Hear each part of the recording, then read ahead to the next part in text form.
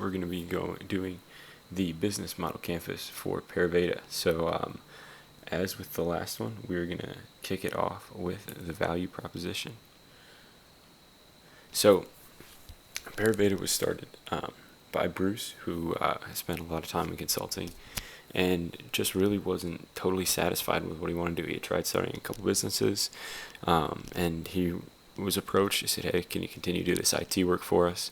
And when he kind of made the decision, he was like, "All right, but it needs to be different." The way they wanted to separate themselves from other consulting firms was to not only focus on providing a great service to your clients and a great product, but really with the philosophy that by investing in the people in your consulting firm, in your consulting company, that those people will then be able to generate more value for the client. And so going forward with that, he really wanted to make sure that Pariveda not only was trying to do really good work, but trying to create the best, the smartest people that it can while it's doing that to then enhance the quality of their work.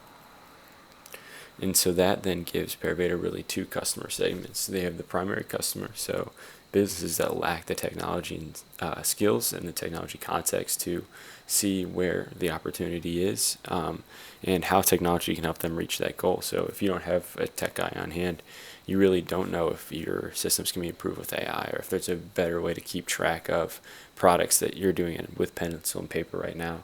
And then on the other side, they really want to make sure that they're putting themselves in the position to attract the best technical talent as well, so that way they can have people that are able to grow with their business as they expand and gain more of a client base. Next up, we have the channels. So as with most firms, you're really not going to see like a Pariveda ad during the Super Bowl, but really you have your network of employees, current and past, and as well just word of mouth for your clients. So have you been doing a good job? Is the market receptive of the job that you've been doing? And that's really how you're going to reach and grow more work. So if you do a really good job for your client, they'll be more likely to give you a call back and see if you can do a little more work for them because of how well you did the first time. And so that really makes this customer relationship really, really important. So it's company and clients. You're selling work to a client. You're doing work to help improve their business processes. And that's really going to be the cornerstone that a lot of your consulting work is built upon. And so from there, we'll go into the revenue stream. So as with most service firms, you're really looking at work being paid out or money being paid out as a product of you doing work for them. So that's the way they're going to be bringing money in to the business, and that's really how they're going to grow going forward, is just reinvesting those dollars back. And then next, so your key resources. So you're really, really focused on the people. This is made extremely clear, almost more so than any other consulting firm, is Pariveda wants their people to be the best. They want their people to realize their full potential that they have. And so that's really going to be the resource they're going to focus on. Obviously, you're going to have office presence. You're going to have to be able to travel and meet clients. But the people are really what's going to provide the value and help the Pariveda as like a consulting firm and as a company really expand into new areas and become more of a force going forward. Next, so partnerships. So you'll hear a lot if you have friends that are consultants or have worked for one, is selling more work. So how are we selling work? Did we get any wins today? And that's where their partnerships are going to come in handy, is the relationship with other companies and organizations are going to be the partners that you're going to have going forward. So your client then becomes almost like a pipeline of future work, in the same way that you would pair with like a distributor or a supplier. You're going to pair with other companies and people at those companies that are going to allow you to really go forward with the work that you want to try and do. Next, you're going to have two real key activities, which is add talent capability, first and foremost. So as a services firm, you need to have services to offer. And so that's really where I get his first key activity is going to be, is like, how are you recruiting talent? How are you growing your business? How are you growing your network internally? And two, how are you developing those people? So are you adding to their talents? Are your developers learning new languages? Are they growing beyond the needs that they had initially?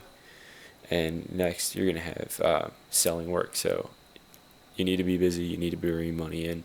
And so your ability to sell work as a firm and as a company is really going to be a key activity going forward, to make sure that you're, one, keeping the lights on, and two, making sure that the talent and the teams that you've brought in are continuing to work and to be challenged, and they're learning as well. And so finally, this is how you get to your cost structure. So since really your whole company is based around the ability to provide a service, your cost structure is going to be based around that as well. So as you sell work and develop a relationship with the client, you charge them for the work that you do, based on things like how long did the project take? Were we there for a week? Were we there for 6 months? Did 10 people need to work on the project? Did 30? And so those are really the things that are going to determine how much things are paid. And in that same sense, there really isn't going to be like a set price that they're going to go where it's like $1.99 for this, $2 for this, but more just like based on your managers and your director's experience. They'll know how much value they're adding, and hopefully you're going above and beyond that value. So that way your client continues to come back to you for more and more work. So with that, you kind of see how, starting from this idea that the better people you have at a consulting firm, the better work they're able to do, and really taking that to its extreme and saying, okay, if we need to have the best people and they need to be with us the whole way, like let's develop them ourselves, let's build that out. And then you kind of mold that in to more of the standardized consulting setup. And so that's kind of how you end up with the business model canvas that